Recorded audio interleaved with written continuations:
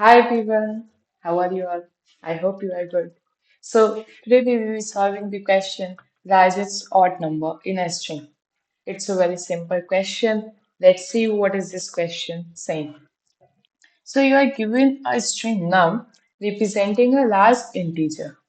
Return the largest value odd integer as a string that is a non-empty substring of num or an empty string if no odd integer exists. So what is this saying that you have been given with a string which is a very large integer and you need to return the largest odd number, largest odd integer of that string in the form of a string. And if there is no odd integer in that string, then you just need to return an empty string. Okay, and a substring is a contiguous sequence of characters within a string. Every one of you know that. What is a substring? A substring is a contiguous sequence of characters within a string. Continuous sequence of characters. So let's see what is this saying. Let's take some bigger example like this to understand this question. Okay. So 3, 5, 4, 2, 7. Okay. 3, 5, 4, 2, 7. We have been given with this string. Okay. So, if we try to check from the beginning, like this, is 3 odd? Yeah, 3 is an odd integer. But we need to return the largest odd integer. Okay. We will check for then 3, 5. Yeah, 3, 5 is also odd. We will then check for 3, 5, 4. No, no, 3, 5, 4 is even. And then we will check for 3542. No, no, it is also even.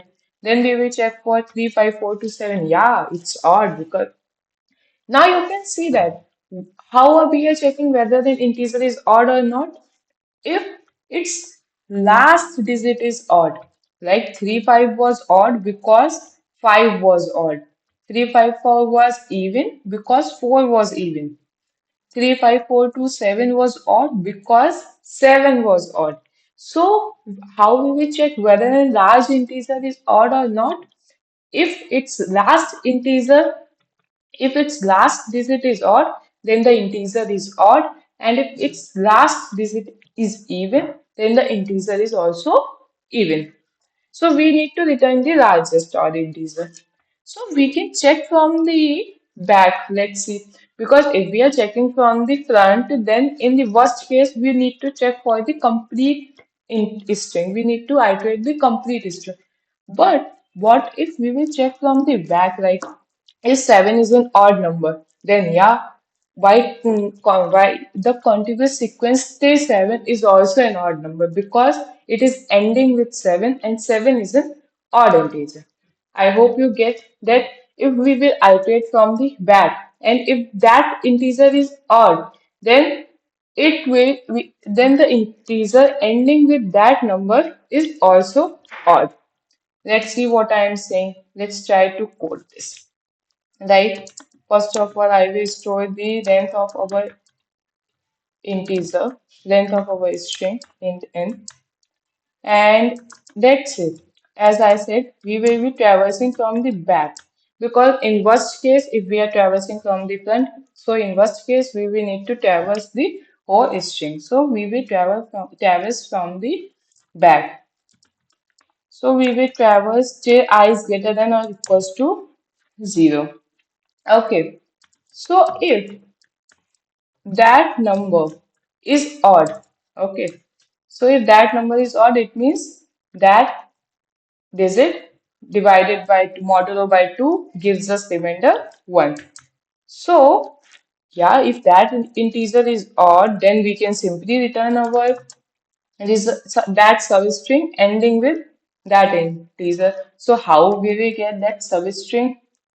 So we will get that substring num dot substr from 0 to I plus 1. Okay, because we need to get the numbers till I. We need to get the subsequence from 0 to I plus 1. sorry, 0 to I, so we need to pass I plus 1 here. But if that digit is not odd, then we can simply check for the next digits whether they are odd or even. And whenever we will get an odd digit from the back, we will simply return that integer in the form of a string. But what if we have ended up a loop? It means we have not any odd integer in this string. So we will simply return an empty string here. Okay, yeah, it's working fine. Let's try submitting this. Yeah, cool. So now let's see the time and space complexity of this.